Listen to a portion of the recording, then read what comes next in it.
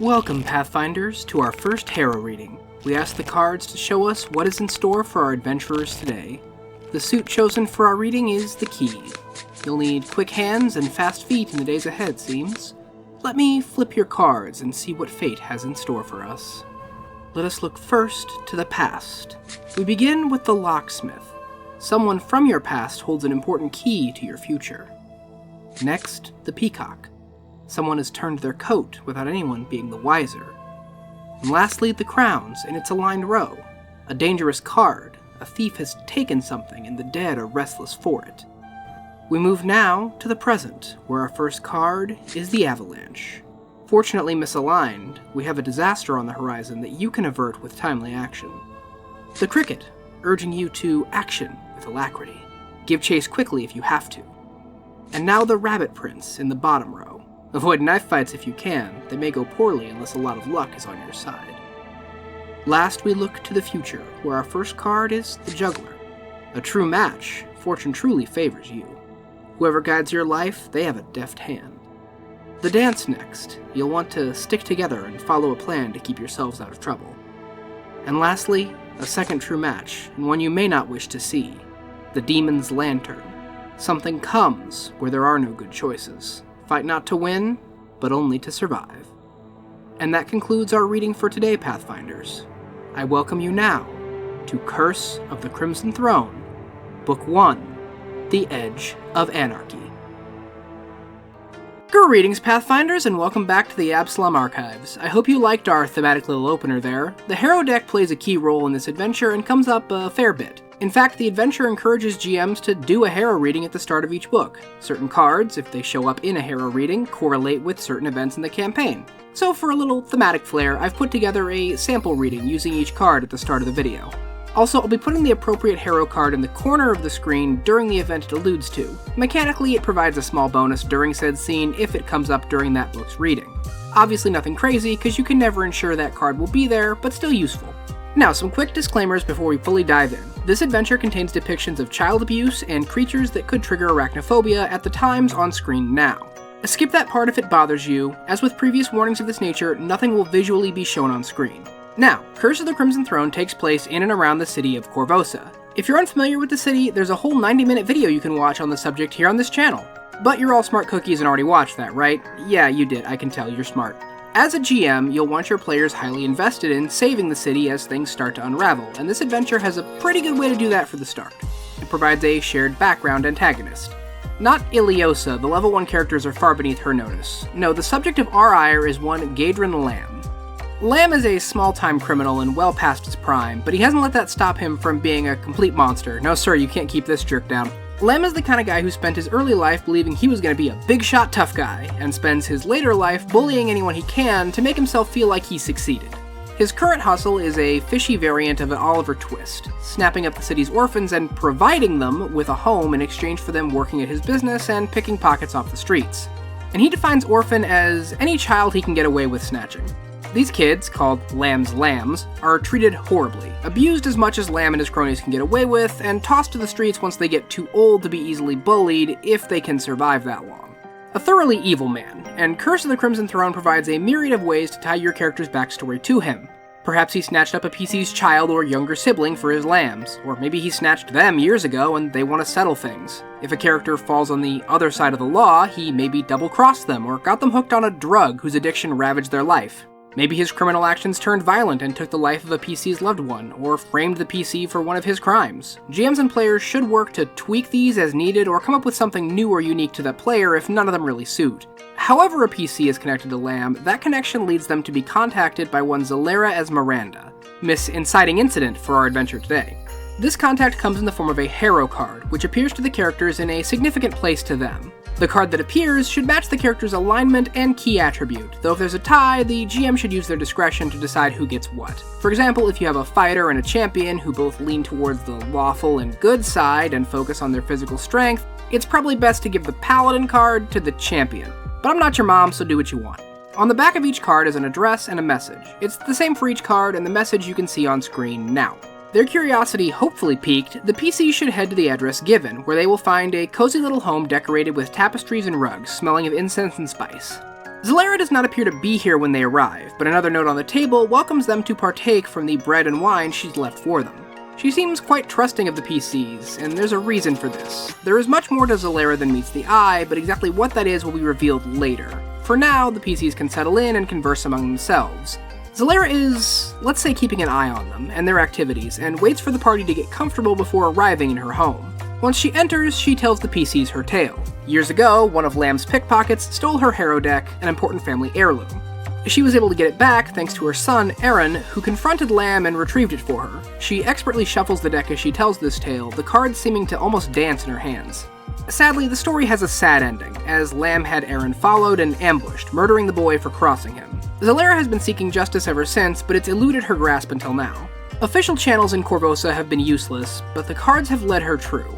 She knows where Lamb is currently held up, and she knows about others he's wronged in the past. She hopes that, since Lamb has harmed them as well, the PCs are willing to take a risk and rid Korvosa of this thug once and for all.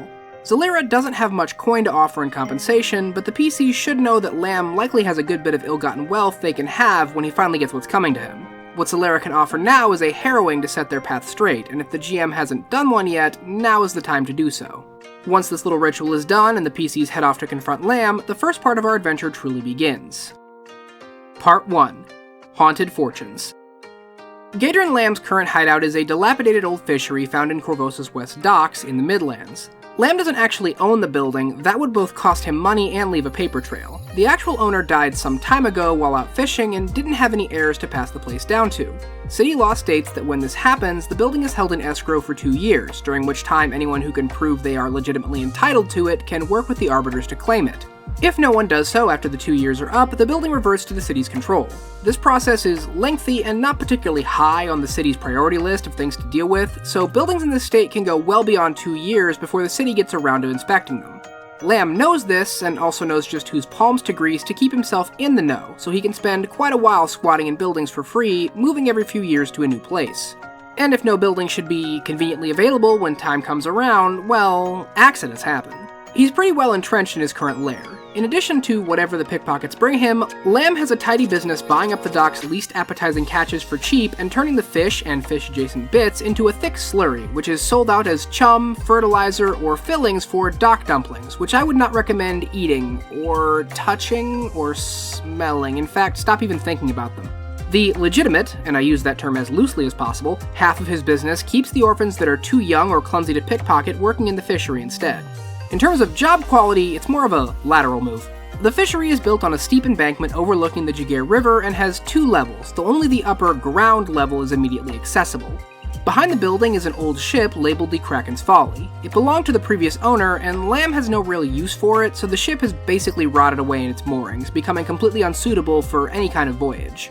However, it is the safest way between the upper and lower levels of the fishery. How the PCs approach this building and confront Lamb is up to them. Given his illegal occupation and the general state of the area, unless the PCs go absolutely nuts, they should have no issue causing a commotion no matter what time of day it is. The biggest factor, and something any PC previously associated with Lamb should probably know, is just how many of his lambs will be present to complicate things. Currently, 26 orphans suffer under Lamb's hospitality, and at night all of them are present sleeping here. During the day, most of them are out combing the streets, meaning Lamb's thugs have fewer human shields and the PCs have fewer kids to worry about underfoot. Thankfully, they aren't high enough level to have fireballs in their arsenal, but a stray alchemist bomb could still turn things tragic. Alternatively, some of the orphans here could be easily empowered by the PC's actions and help them take care of some of Lamb's thugs, though their combat options are limited. They do, after all, possess all the ferocious power of a malnourished child. They do have knives, though. Dull, flimsy knives. Truly, a force to be reckoned with. Much more dangerous are the thugs Lamb has with him. The first one the PCs are likely to meet is Yargan Balko, who is the face of the fishery operation. Lamb doesn't like to get out in public much these days and is pretty well known as a criminal, so he needs someone that can act presentable on occasion to run things. Yargan is a longtime associate of his and has operated as accountant, alchemist, assassin, and fence for quite some time. If the PCs just go up and knock on the door, pretending to have legitimate business, Yargan answers it. If they should instead barge or sneak in, they will first run into Yargan's pet attack dog, Blue, presumably short for Beauregard Q. Kazoo. The dog is fearless, ruthless, and loud when it senses intruders, so the PCs will need to act fast to keep surprise on their side if it spots them. But while Blue is fearless, Yargan is not. Any strong resistance sends him running to Lamb for backup and safety. Yargan's office, located here, has a trapdoor down to the lower levels he uses to provide Lamb with necessities. Normally the door is wedged shut from below, but the two have a secret code Yargan uses to get Lamb to unwedge it, so he can scurry down to safety if he escapes the PCs for long enough. Before the PCs can chase Yargan down below, or head down to Lamb, they have to deal with Lamb's other two henchmen. Hookshank's Gruller is a gnome who delights in tormenting human children, because they are smaller and weaker than him. He oversees work in this area, where the orphans use pitchforks to push various chopped up fish bits from the trough in this room down 2 chutes into the area below. These chutes are not the best and often clog, and Hookshanks enjoys making the child he dislikes the most that day be the one that has to crawl in and dislodge the slop.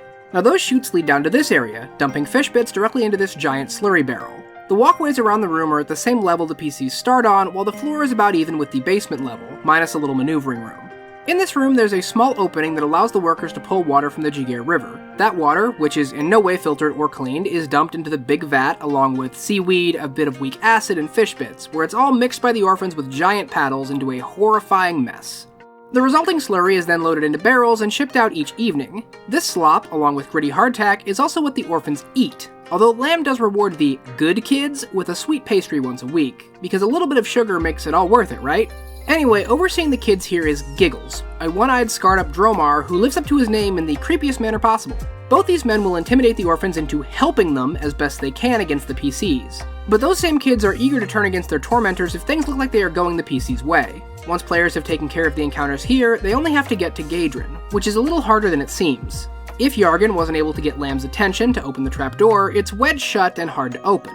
The easiest way is to go through the ship docked out back. It does have some drain spiders lurking inside, and as you walk along the lower docks, there is a jigsaw shark that swims in the waters. It's taken to feeding off chum scraps and anything that falls from above, and it considers that its food. Once they make their way to the bottom level, Lamb himself awaits. A cruel, horrible old man, Lamb takes great pleasure in tormenting people. The room you'll find him in has manacles that he likes strapping orphans into before slowly lowering them down to the water, where his pet alligator Gobblegut lurks. Anyone that crosses the man ends up in the gator's stomach most of the time, though he might keep some trophy around if it pleases his horrible black heart. Ultimately a coward and a survivor, Lamb is unusually willing to fight to the death here. Maybe it's because he still sees the PCs as the same people he's been able to bully and abuse when they were alone. Maybe he just thinks he has a good thing going. Regardless, he and Gobblegut are a pretty formidable team. Lamb might be past his prime, but he knows how to cut down an up-and-comer or two. While the adventure assumes the PCs kill him, he could easily escape if the GM feels it's appropriate, or the PCs feel the need to retreat from the fight. If he does escape, and especially if all his henchmen are dead, Lamb is likely to run to the only other option he has left for support, his somewhat estranged son. If he does, well, we'll see what happens with that later. But this is a tale of revenge, and the PCs are likely to get their justice against this cruel old man, which means to the victors go the spoils. The smaller room down here is Lamb's filthy bedroom, and where he keeps most of his prizes. Mundane loot is fenced quickly, but Lamb has led a long life and keeps a variety of things from over the years. It's a pretty eclectic bunch, but there are 4 items of note. Lamb has a ledger here containing a thorough but coded record of his various crimes and deeds throughout the years, and that's worth a pretty good bounty if turned over to the city guard. Even more so if it's properly decoded. The ledger is kept on top of a locked strong box with the rest of the items, the key to which is on Lamb's body. The 3 things of note inside are a statue of 2 scandalously entwined succubi, a strangely shaped knife, and an intricate brooch. The statue I bring up because I like pointing out this recurring piece of treasure, and you'll understand why way down the line in other adventures. The strange knife is shaped a bit like a key, and it bears an inscription for an inspiration of a father. PCs that know Korvosa's history might actually recognize this item's significance. Korvosa has had many patterned killers over the years, and its most recent one was the Key Lock Killer. This killer was highly meticulous in their methods, breaking into a house, murdering their occupants with keys sharpened to knife's edges, and then leaving without a trace, locking every door in the house behind them. Active from 4690 to 4697, the Key Lock Killer claimed at least 15 victims and was never caught. The presence of this knife has some implications about Lamb that will pay off later. But the brooch is the most important item, because it belongs to none other than Queen Iliosa. One of Lamb's kids snatched it from the pockets of a jeweler who'd been tasked with repairing the clasp by one of the queen's handmaidens. Clearly worth a lot of money, the brooch is recognizable enough that at least one PC should remember who it belongs to. Lamb kept it as a possible piece of leverage, but for the PCs it represents a way to introduce our central antagonist early on, before they would have the means or reason to confront her more directly. However, there is one other thing of note in this room, though it's not treasure. A hat box on Lamb's dresser is surrounded by a cloud of flies. When the PCs open the box, they're in for a surprise. Inside is Zalera's head. She's been dead this entire time. Dun dun dun! I'm sure you're shocked. When the PCs were at her shop, what they met was a complex mix of ghost and haunt, which allowed her to communicate from beyond the grave through the power of her hero deck. Truthfully, when Lamb killed her son, she confronted the man herself and ended up killed as well, her head and deck kept as a grotesque trophy. Now that the PCs have killed Lamb, Zalera's spirit is free to rest, however she isn't quite done yet. Fate has more in store for Miss Esmeralda, so instead of moving on to the graveyard, as a quick effect she's able to shuffle herself back into her hero deck, empowering it with magic to help the PCs, and also possibly perform a synchro summon, treating any spirit monster as a tuner for the purposes of doing it. Now congratulations to the PCs, they've stopped one of Korvosa's most monstrous crime lords and avenged Zalera and themselves. Lamb's orphans scattered to the streets, minus any kids the PCs were looking for, though they can be rounded up and taken care of if the group feels like they want to. Regardless, the PCs emerged from the old fishery with a spring in their step and good news on their lips. Unfortunately, while they were down there, the king died, so no one cares. Part 2. A City Gone Mad. Something is clearly wrong when the PCs come back out. Smoke and possibly fire can be seen rising in the distance, while the Sable Company hippogriffs fly over the city. One is even visibly wounded, to the point of fatally crashing to the streets. Things are obviously messed up, and the PCs will quickly find out why as they investigate. Even if they just want to go home and sleep or follow up on Zalera, they're likely to run into some aspect of the city's chaos just by walking around. On a random street corner, they're likely to hear a city crier shouting, "The king is dead! Long live the queen!" Which is great, good for her. However, the citizens of Korvosa have the logical counterpoint of fuck that, fuck the queen, she's a usurper, hang her ass. Now I know that sounds like an extreme view to take, but there is a reason for it. King Eodred and Queen Iliosa have very different reputations among the people. Eodred isn't the most popular, largely because he's seen as unwilling to invest the crown's funds into the city. This is likely a response to his mother's much more extensive public works, which nearly bankrupted the city in exchange for a big tower and a huge temple. Still, he isn't outright hated, kinda like if a B- ran a city. Meanwhile, Iliosa has few fans. She's an outsider, shows little concern or care for the city, and is likely to be worse than Eodred when it comes to policy. And the cherry on top is the very recent accusations of murder! See, a king dying randomly of an illness is something that often happens historically, but in a world of magic powers, these things are well within the means of most royalty to handle. Even a regular person could likely scrape together the money to cure most illnesses with divine magic, so a king taking a rapid turn and dying is pretty out of the ordinary in a city like this. So what gives? Well, no one on the street knows for sure, but they do suspect that Queen Iliosa had something to do with it. Fanning the flames, the seneschal of Castle Korvosa, Neolandus Calipopoulos, has disappeared. Some believe he was killed in the first riots that broke out at the news, but no one can confirm this. But rumors and street fires are spreading equally fast in Korvosa these days, and the city is in complete chaos. As I said, no one on the street can confirm anything, but as an outside narrator, I can. Yeah, Iliosa did kill Eodred, using a poison supplied to her by the Red Mantis that is meant to mimic the effects of a disease. And because magic can be quite specific in certain circumstances, trying to cure a poison with a disease remover doesn't work. More powerful magic could, but as queen, Iliosa had just enough strings to pull to keep that from happening. And now, in the turmoil, she's kept the king's body locked away, where it quickly decays, leaving little left for magic to interrogate or revive. Exactly how she poisoned him I'll leave for later, because it's kinda interesting, but it's convoluted and requires information the characters don't have any way of knowing for a long time. Now that we've covered all of that, the next part of the adventure is a lot less linear, with no strict timeline. A group invested in the city that wants to take their time dealing with its problems, or with issues uncovered in Part 1, like those orphans they rescued, isn't on a strict timetable to deal with things. As things progress, the actions in the city should flare up or die down depending on what the queen does. It can't all be non-stop riots, but there should be a constant feeling of tension as things never really settle back into being normal. Because there's no strict timetable for things, this chapter is presented as a series of events that play out in roughly linear order, though there is some wiggle room with a few of them. However, Part 3 of this adventure doesn't follow up on this, but rather contains the expanded information from these events that needs more detail for them. So Parts 2 and 3 of Curse basically take place within one another. Because of that, we'll be mixing them together in this video. I don't feel like it's important to tell you what comes from where, that's a book layout thing and not a story thing. However, some events from the book don't have much narrative relevance, they exist to provide flavor and potentially random encounters for the player characters. So I'll just be giving those a skip, you could have them as a little surprise if you ever play through the adventure yourself. That out of the way, let's move on to our first event. Event 1 covers Zalera, resolving her initial dealings with the PCs. Should they return to her home, they find the place abandoned and looking run down, as if no one's been there for weeks. If they have her hero deck with them, Zalera can manifest from it using the deck's magic, which lets her create an illusion of herself about once a day. She can use this to explain things to the PCs, both her circumstances and about the powers the deck can offer them as a magical hero deck. This should be used both to provide the PCs hints if they need them, and impress upon them the importance of keeping the deck around. If they didn't pick up the deck for whatever reason, perhaps they didn't find her head, their return to the house can trigger a final manifestation that sends the PCs back to the fishery in order to grab it. Or if you don't want to deal with that, the deck can just manifest here.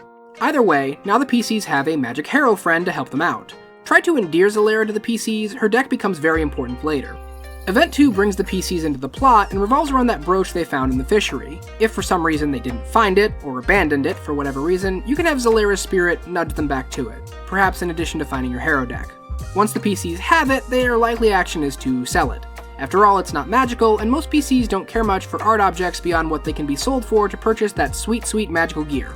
Whoever they approach about this, merchant, jeweler, street hustler, Jeff the guy over there, that person will recognize the brooch as belonging to Iliosa if the PCs don't. Furthermore, they will inform the PCs there is a reward for returning it, and that the guard have flagged it down as stolen, so their best bet is just to return it to the queen themselves, lest there be some misunderstanding. The PCs can follow up on this basically whenever they have the time, and we'll cover that in a later event. Now events 3, 4, and 5 we are skipping, which moves us right along to event 6. Gosh, we're moving quick. This bit is pretty inconsequential for now, but it does introduce a few characters who are important going forward.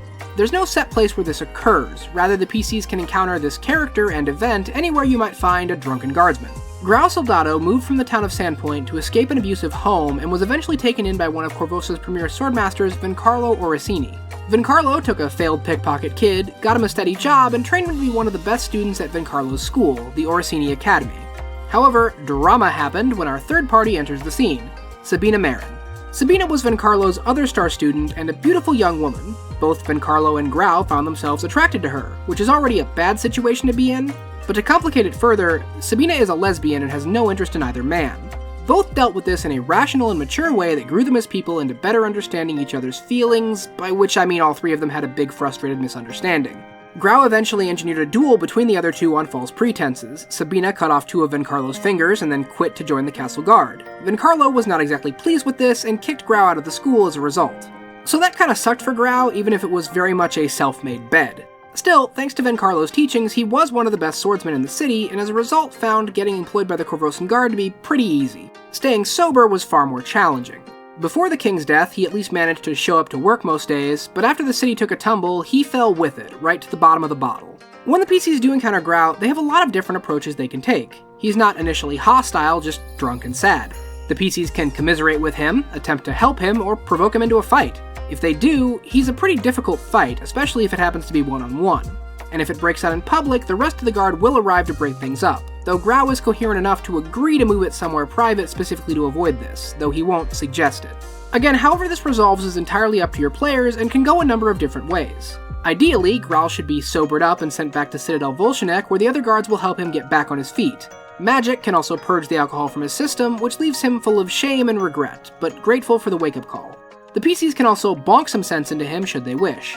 Any of these likely result in Grau pulling himself together and becoming an ally, if not a friend, to the PCs. GMs can use him to fill out a party lacking a frontline fighter, or as a backup character if someone bites it. If the PCs like him enough, you can incorporate him more heavily into the plot later, possibly seeing master and student reconnect and make amends. However, if it fits your group better, he can become a recurring antagonist or minor annoyance for the rest of the book, which may or may not pay off later in an interesting way. Don't worry too much, Grau is about as important as you want him to be, just make sure you include this event because he does come up later. Although speaking of what to and to not include, we're skipping Event 7 because I said so. Event 8 is where the plot starts to actually progress as it deals with the PCs returning that brooch. The process of doing that is pretty simple. They approach the castle and inform the guards of their business. Unless they come out like absolute unhinged lunatics, which given the average PC is a legit concern, the guards will accept their business and lead them to a public courtyard to await a meeting with the queen.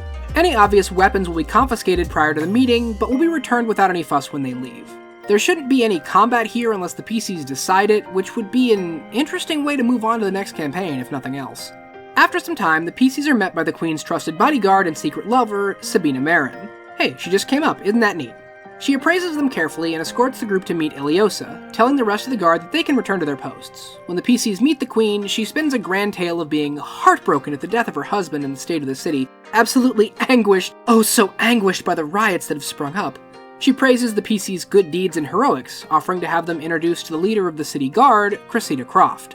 Korvosa needs upstanding, loyal, good-hearted, loyal, well-meaning, and did we mention loyal citizens just like them to keep things steady in this uncertain times. The rest of this adventure assumes the PCs take this offer, or at least follow up on the consideration to meet with the head of the guard. If your group is completely disinterested, you'll have to find a way to hook them into the upcoming events differently, but most should be.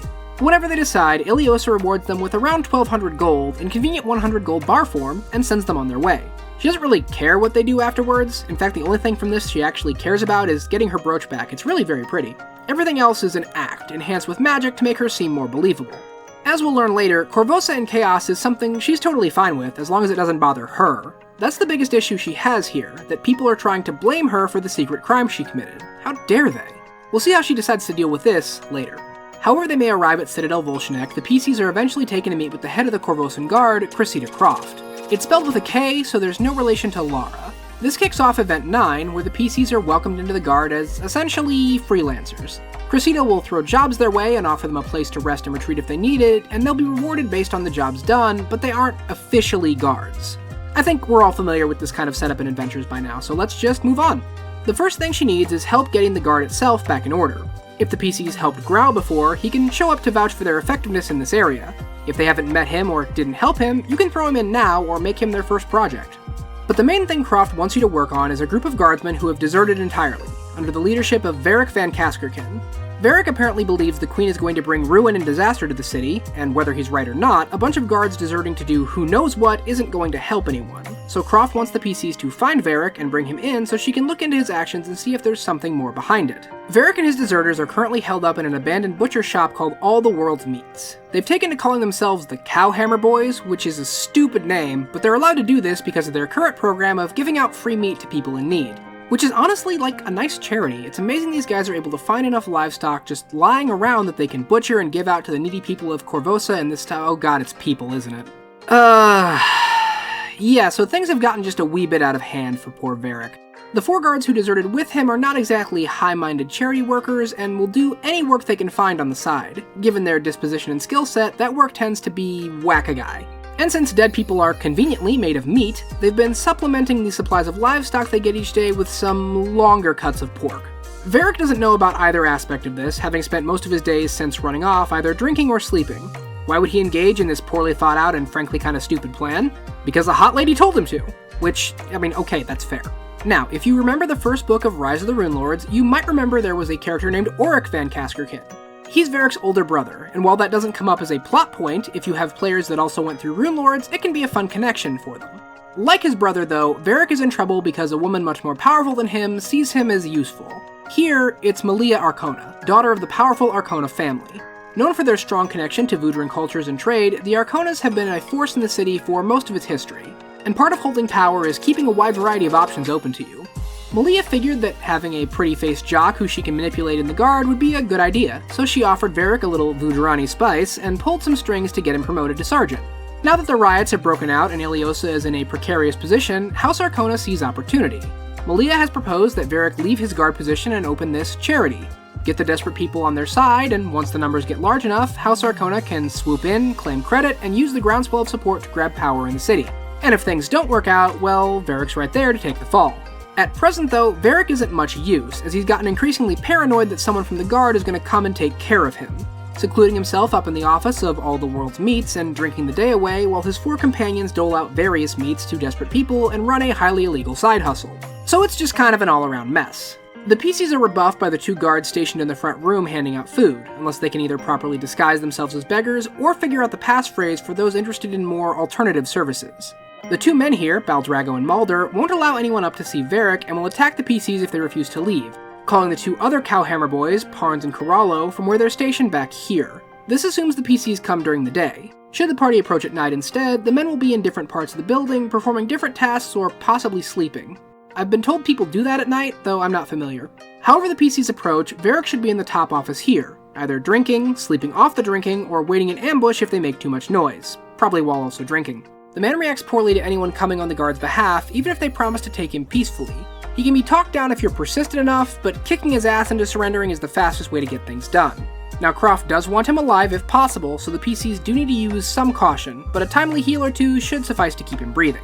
The PCs can also confront him with evidence that his associates have been murdering people and distributing their meaty bits to the populace, which breaks him into surrendering. On the subject of the Moo Men, Croft is much less interested in them, seeing Varric as the mastermind of this defection, so don't worry too much about their ultimate fate. What you should worry over is Varric's fancy silver dagger. Now, why worry about that, you ask? It's a dagger. It looks like a nicely crafted, somewhat magical silver dagger, and if asked, Varric will just say it's a gift from Malika, which is true. What he doesn't know is that the dagger isn't just a dagger. It's actually a fiend known as a Rakshasa. Specifically, a Raktavarna Rakshasa, one of the weakest of their kind that was so disgraced prior to its rebirth that it lost humanoid form entirely. This one has been acting as a spy for the Arconas, and once Varric is handled, it shifts its observation to the PCs. The weapon appears like a fine silver dagger that radiates some kind of magic, but mechanically does not function as either silver or magical. It can make an interesting surprise when something the PCs threw in their inventory and forgot about suddenly comes to life and starts fighting, though by the time that happens, the PCs will be much stronger than the fiend. If they sell or get rid of the dagger, the Rakshasa will use its powers to become a different object and try to infiltrate the PC's group again. Should the creature ever be discovered, it has some pretty dangerous implications for the kinds of dealings the Arcona family engages with behind the scenes. Once the PCs resolve the situation with Varric, Croft will call them into her office for the start of the next event, Event 10. This begins with her introducing Vincarlo Orsini, one of Korvosa's foremost swordsmanship instructors. A good friend of Croft, Vincarlo is an outspoken critic of Korvosa's government who holds a great deal of love for the city itself. As a result, he's come to Cressida with a bit of a problem he's found. Korvosa has a complicated relationship with Cheliax, functioning, or dysfunctioning, as an independent city-state in Varesia and as a subservient Chelish colony. As a result, Cheliax will often treat with Korvosa as if it's technically a foreign ally, which includes sending an ambassador and leveraging taxes, trade sanctions, and embargoes. And the current ambassador from Cheliax, Dravangios Amperi, has himself a scheme a-brewin'. He wants to pressure the Chelish government to impose economic pressure on Korvosa, lowering the cost of property in the city, which he will then buy up for cheap before having the sanctions removed, thereby increasing the value of his new property. Yeah, the man's basically a maskless Scooby-Doo villain. And like a Scooby-Doo villain, he can easily be foiled with a counter-scheme. Vencarlo has learned that the ambassador likes to spend his time in a den of vice in Old Korvosa called Eel's End. Run by Devargo Barvasi, Eel's End hovers just on the edge of legality, greased into place with some well-paid vice taxes and bribes. A combination of hostel, brothel, gambling den, and drugatorium, Eel's End is the place to be if you want to get, just super messed up. Given his nature, it's likely Devargo has some kind of blackmail material on the ambassador, and Croft wants the PCs to see if they can secure it. The PCs are the best people for this job because Croft knows they can handle themselves, but they aren't known as Korvosan guard associates just yet. Devargo doesn't let the guard on his boat for what should be pretty obvious reasons, so Croft needs someone less well-known to go instead. She provides the PCs with a 1,000 gold purse, intended as a bribe for Devargo. However, she pretty explicitly tells them that since this is an under-the-table operation, no one needs to know how much of this money Devargo actually gets. Additionally, if the man should happen to slip and fall on his extensive collection of swords, knives, hammers, and electric arc spells during negotiations and expire, well, gee gosh, that's just so bad, huh? I guess he doesn't need this money anymore, wink wink. This situation is kinda like the opposite of Varric's, actually. There, Croft wanted the man alive, but would accept if he was dead. Here, she'd love Devargo to bite the dust, but can't actually pay the PCs to assassinate a man, so she has to be obtuse about it. I mean, to be fair, Devargo isn't nice, but extra-legal killings are still, bad. But once the PCs are ready to actually head out and tackle the situation, Vincarlo asks to accompany them, since he lives in Old Korvosa and wants to take the PCs' measure. There's a reason for this that will become clear and important later. For now, this is just some fun roleplay time. Vincarlo should come across as a charming gentleman, interested in being a mentor to any interested PCs.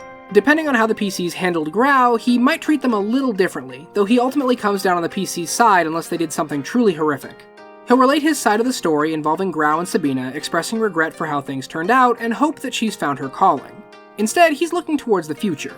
GMs should have him pick a PC at this point for something that will come up later. Someone with a good heart, a strong sense of justice, and preferably pretty good at sword work. Once the PCs reach Old Korvosa and part ways with Vincarlo, they can make their way to Eel's End, where once again the approach is up to them. They can try to fight their way inside, but Devargo prides himself in running a secure establishment. There are 10 guards stationed throughout the ships who react quickly to any disturbances. There's also Devargo's specialty. See, he has an affinity for certain creatures that has garnered him a nickname throughout Korvosa's underworld, the King of Spiders. He always has a few crawling on or around him and can seemingly control and communicate with them. He cultivates a species normally native to the Mwangi Expanse called dream spiders, whose venom he uses to make a drug called Shiver. And while the guard won't come running to protect the place, if the PCs make a big enough public noise, there'll likely be consequences. Getting in to see DeVargo isn't actually too challenging, provided the PCs don't scream obvious fed plant as they walk inside.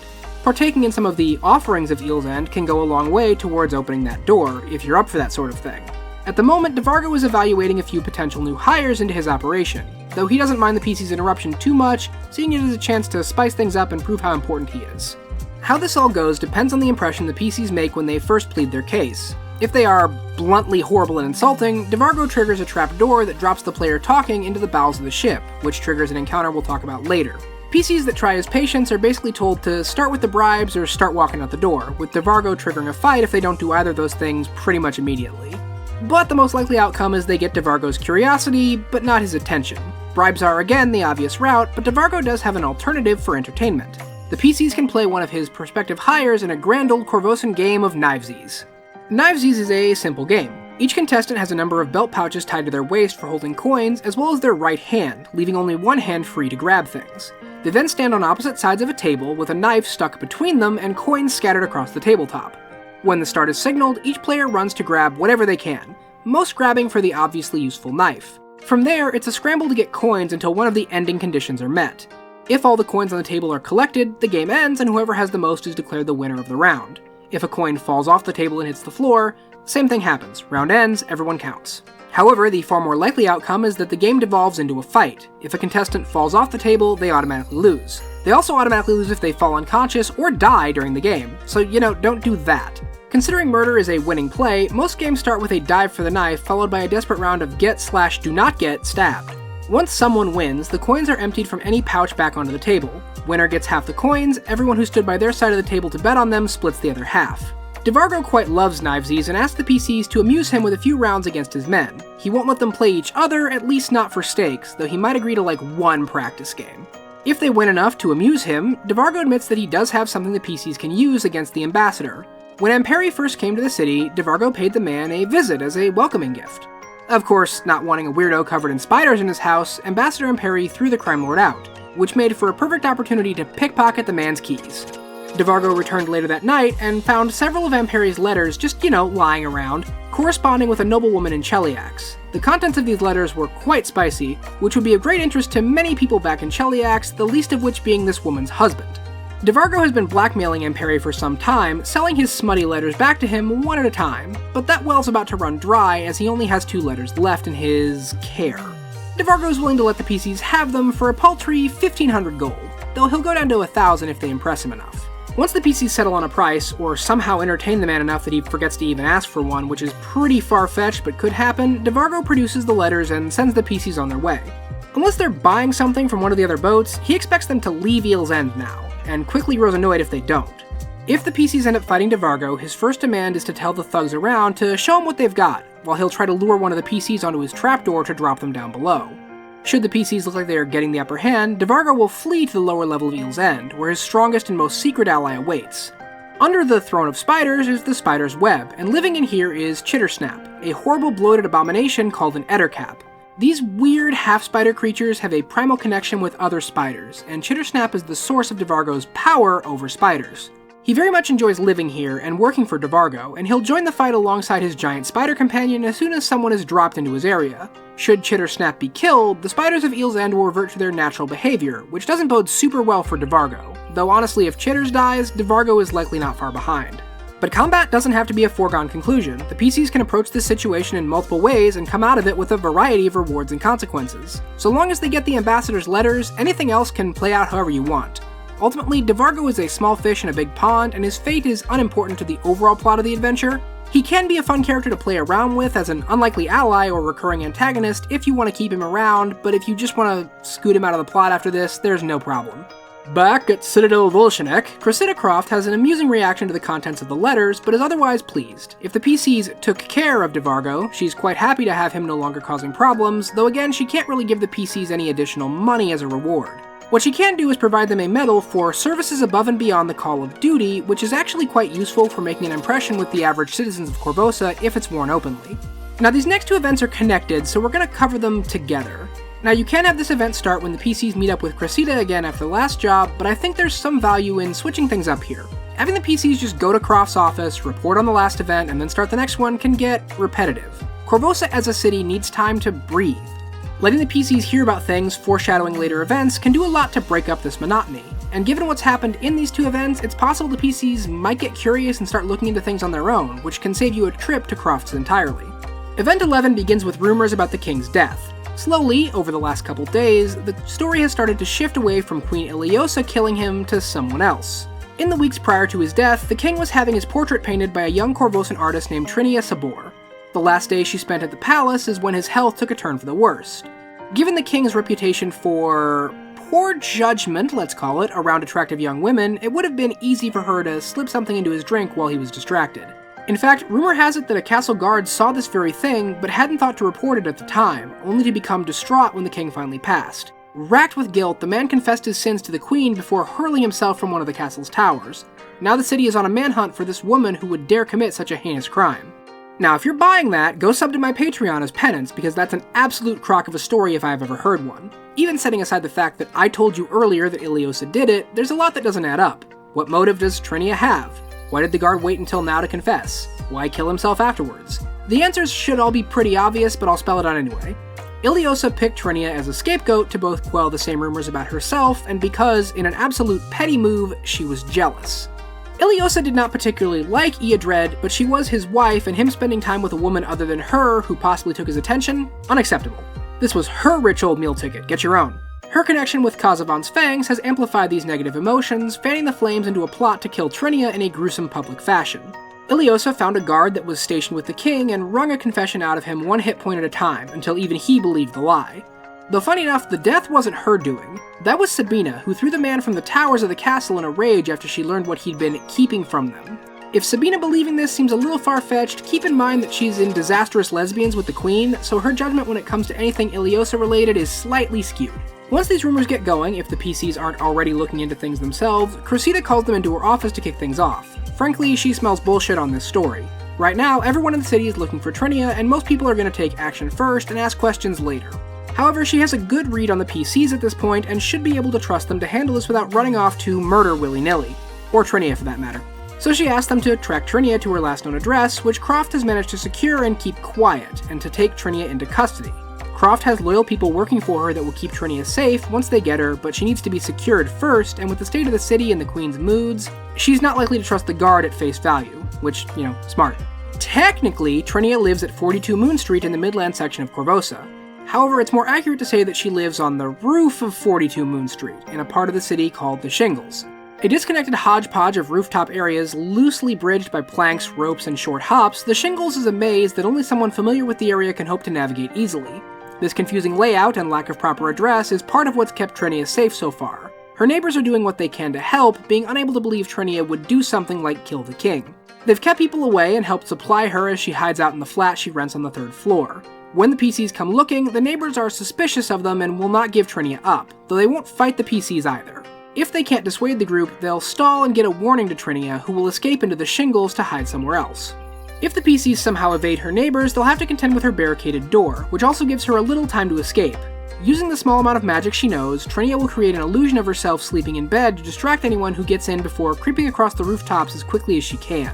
The PCs getting to her before she has a chance to slip out is possible, but highly unlikely. What will probably happen is we'll move on to Event 12, into the Shingles. This event is treated like a chase more than a fight, as Trinia isn't really capable of fighting the PCs for longer than like a round or two. At best, she can bother them or slow them down. Her advantage is that she knows the area and can cause complications to trip the party up. But the PCs have numbers on their side, so catching her shouldn't be too hard. In what's become kind of a running theme for this adventure, what happens next is something the PCs have a lot of decision on. For one, the PCs just may not believe Trinia, or else they might be the cutthroat kind that turns her over to the queen anyway, despite the young woman's pleas of innocence. If she happens to get away, she's unable to find a new safe house before a group of Hell Knights spot her and take her into their custody. If the PCs can get her back to Croft, they might have a chance. They'll have to work fast though, because some members of the guard will decide that the queen needs to hear about this arrest, and that's another bad ending for you. The PCs can supply their own ideas, but if they don't, Cressida eventually settles on asking Vencarlo to hide Trinia. You could make a session out of moving her from the Citadel to Old Korvosa under disguise if you wanted, or simply have it happen off screen, whichever your players are more interested in. No matter the outcome, a few days later, Queen Ileosa publicly announces that she's caught the dastardly assassin and will be executing her in a few days following a trial. If the PCs manage to get Trinia into hiding, this likely comes as quite a bit of a shock. However, they can confirm that the real Trinia is safe. Queen Ileosa has just grabbed someone off the street that matches well enough and sentenced that person to death instead. I mean, it's a sham accusation after all, may as well have a sham victim too. There's not much the PCs can do until the execution takes place in a few days, so they may as well take care of this last scheduled event. Event 13 can also take place before the fake Trinia is caught if you feel like that fits better. The only important thing is that this all resolves before the execution, which is the ending of our book. This event seems completely unrelated to everything at first, but the connection will become clear in the next book. It begins, as most of these do, with Cressida Croft asking the PCs to meet her in her office. When they arrive, they are introduced to an old Shoanti man named Thousand Bones, a shaman of the Skull Clan. This man is a leader among the local Shoanti population and has been trying to work with the Korvosa government to address the friction between the two groups. This is hard since Korvosa is built on sacred Shoanti land and still regularly discriminates against them. In fact, some Korvosans decided to use the riots and unrest to perform a hate crime. Lovely. Thousand Bones' grandson, named Gekan, was attacked in the streets and killed. This is already bad, but don't worry, it gets much worse. They didn't just leave him dead in the streets. They took the body and sold it to, of all things, a necromancer named Rolf. Thousand Bones knows the body is in the dead warrens of the Grey District and wants the Guard, aka the PCs, to go and retrieve it. It is not that he and the Shoanti could not do this, they absolutely could. However, Korvosa as a city would view that as an act of aggression, especially because Gekan's father and uncles would carve their way through the city to do it. I am of the opinion they would be justified in doing this, but Thousand Bones wants to avoid a war the Shoanti would likely lose, so instead someone from Korvosa must return the body to his people for proper funeral rites. After outlining this situation, he leaves, allowing Cressida Croft to fill the PCs in on the rest of the information they might need. Croft tells the PCs that Rolf is a former student of the Academy who specialized in necromancy. He was expelled from the school after the administration found out he'd been doing some extra credit work using independently sourced parts. AKA he was making a horrible flesh amalgamation out of people he'd killed. I would say he probably deserved a harsher punishment than just being kicked out of college, but given who actually runs the Academy, they probably had more of an issue with him not using school-approved body parts. Oh, and also Rolf is Gadrin Lamb's son. Croft will just kind of drop that in the conversation, explaining that he's the only known child of a small-time crime lord named Gadrin Lamb, who's been strangely silent as of late. It's up to the PCs if they tell her what happened to him. If they do, she basically goes, technically that's illegal, but whatever, I'm not a cop at this exact second. She can't reward them for it, but she's clearly not broken up about it. This does lead to an opportunity to talk about a dangling plot point from back in part 1. So remember that knife the PCs found in Gadrin's things? That strangely key-shaped one? If you recall, the blade had an engraving with the words, "For an inspiration of a father." While Gadrin could have just stolen that from someone, it is in fact a twisted gift from Rolf to his horrible, horrible dad. Neither of them really loves the other one, and Rolf ran away numerous times as a child, successfully leaving once he reached adulthood. In addition to being an Academy dropout and necromancer, Rolf is also the key lock killer, the notorious serial killer who would break into homes, murder someone with gruesome efficiency, then leave without a trace, locking every door behind him. His murder weapon of choice was a key sharpened to a razor's edge. That and his particular pattern is what earned him the name. He was so good at this that he killed some people while their loved ones still slept the night away in the very same house, waking up to a new nightmare.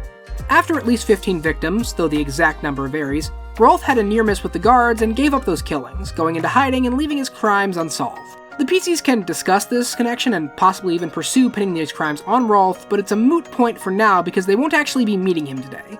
Rolf is still a bit out of their league power-wise, and the PCs don't need to fight him at the moment, just recover Gekan's body. So let's get on with that part. The Dead Warrens is one of Rolf's side layers, and he's currently away, securing components for a new Carrion Carnage creation. But he doesn't live alone. House sitting for him are a small band of Darrows, whose leader, Vrieg, is currently Rolf's scheming apprentice. Being a Sith-style apprentice, his goal is to eventually kill his master and take Rolf's place, though he's likely to come down with a case of stabbed by adventurer before that happens. Also down here is a lumpy-faced ogrekin Rolf calls Cabbage Head. Originally compelled to serve Rolf via magic, Cabbage Head has long since become actually loyal to the Necromancer, serving as a powerful but dim guard. And of course you have the usual collection of undead any Necromancer is going to use, like the group of humans and one very bearish owl corpse that guard the main entrance here. A bunch of small tunnels crisscross the area and are used mostly by the smaller Darrows to move around. In terms of larger rooms, the one down here is where Vrieg's 4 Darrow minions live and relax. 2 can be found here at any given time, while the other 2 are performing tasks throughout the complex. More importantly, we have this room, where Rolf has lured one of Korvosa's Otyughs up from the sewers and used it as a waste disposal. The creature defends its filth cave to the death, and you're gonna need to kill it, because in that pit is Gekan's body. well, like 50% of Gaken's body, specifically the waist and legs. They can be identified by the Shawanti tribal tattoos that adorn his skin. There are 3 more parts the PCs need to find.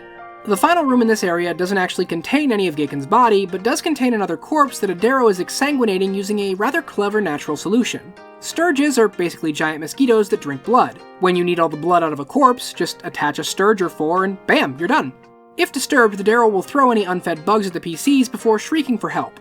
Now the corridor here is trapped, so watch out for that, but I won't tell you how because it's funnier that way.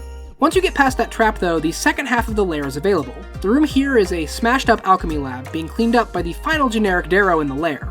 The adjacent room here is a storeroom, inside which is one of Rolth's undead constructs that went berserk earlier today.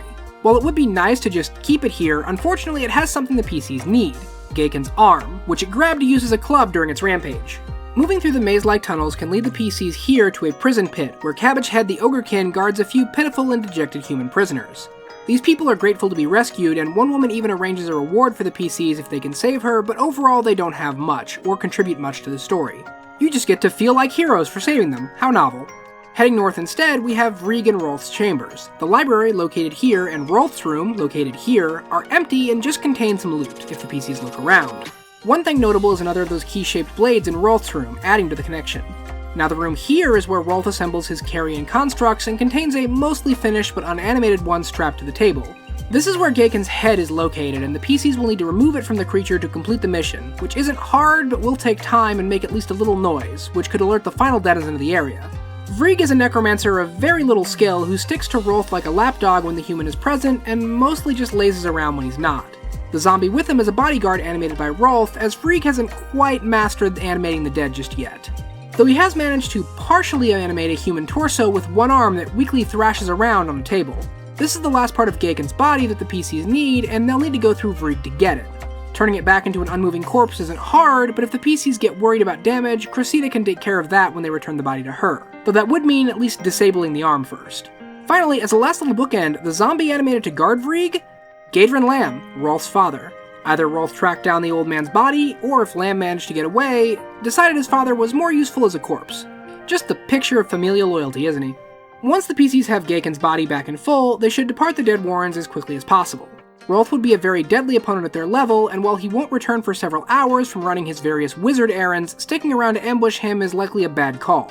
The PCs might have some awkward questions to answer if they just carry body parts out in the open, but once they get to the Citadel, they're in the clear. Croft thanks them for a job well done and the prevention of more violence in the city. She'll take care of getting the body into a more presentable state for them.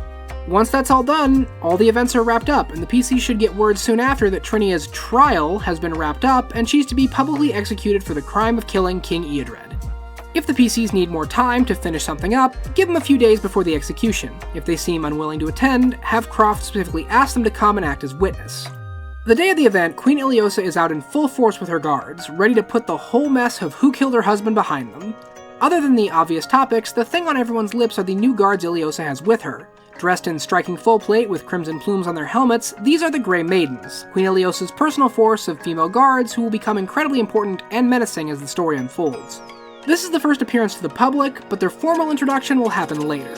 Trinia, or her convincing scapegoat if the real one was hidden by the PCs, but we'll just keep saying Trinia for the sake of clarity for the rest of this, is led to a guillotine and forced inside. If the PCs want to try something, feel free to let them, though unless it's incredibly dramatic, it's likely to fail with so much security in the area. Feel free to keep the tension high as Trinia's doom inches closer, right up until... What's that? On the rooftops! Bam! Biff! Pow! It's Blackjack!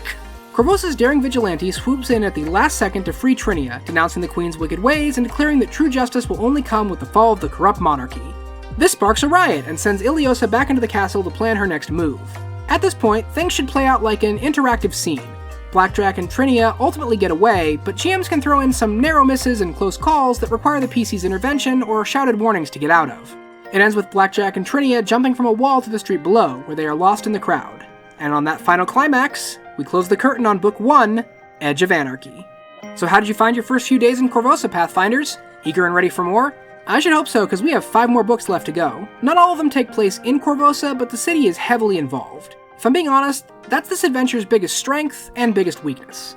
The adventure has a strong low-level hook, personal revenge against a small-time thug that made the PC's lives miserable. And in some aspects, it does keep being relevant, with Rolf being related to the man the PCs killed. But on the other hand, it feels very self-contained and doesn't really mesh with the rest of the adventure setup. If the PCs aren't invested in Korvosa and its people, all the unrest and problems can drive them away, instead of making them want to help the city.